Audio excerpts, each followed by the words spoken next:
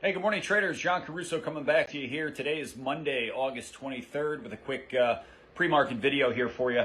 Taking a look back at last week, we did see a risk-off week in the market. We did see the U.S. small cap index down 2.3%. We were down 3% at one point last week. The U.S. dollar did break higher, up 1%. We did see oil down, trade down 8.6%. Oil's extended its losses to nearly 20% off the top.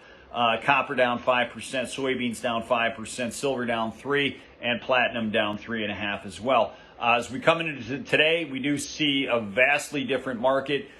We've got oil extending its morning rally up nearly 3%. We've got copper extending its rally up about 2% here this morning. So everything's bouncing back this morning. However, we did see some trend changes in copper and oil last week, where copper is now signaling bearish trend, oil is now signaling bearish trend, and that is the first time that we've seen that look in those two markets for nearly a year now. Same thing with the U.S. dollar, and the upside of the U.S. dollar is signaling bullish trend right now. So we got to pay attention to these key economic bellwether markets that could potentially be portending some more risk off to come as we move out of the summer doldrums and into the into September and October, which classically are the toughest stretch for markets of the year. So we'll see how that plays out going forward. We did see retail sales slow last week.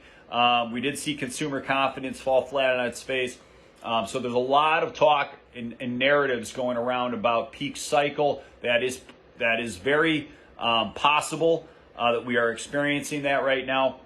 But we think this week's going to be all about the Fed once again. The Fed, we kick off the Jackson Hole Conference, I believe, on Wednesday. We're going to hear from Powell, I believe, on Friday.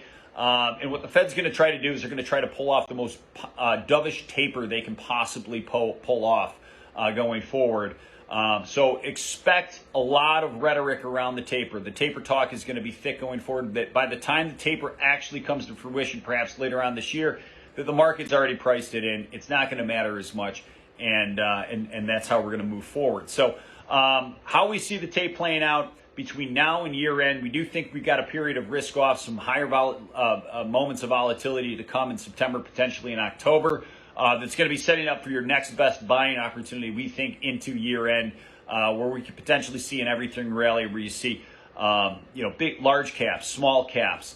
You got a rally going in commodities. You might start to see interest rates start to tick higher, we think, as we move closer into that taper as well. So that's how we think the market's going to play out going into the end of the year. Of course, this could all change. We're going to keep an ear to the ground. We're going to keep an eye on the data going forward. Once again, I'm John Caruso. We'll see you back here next time. If you want to jump on our market insight letter for a 2-month trial, feel free to reach out by email. All my information will be coming at you after this video.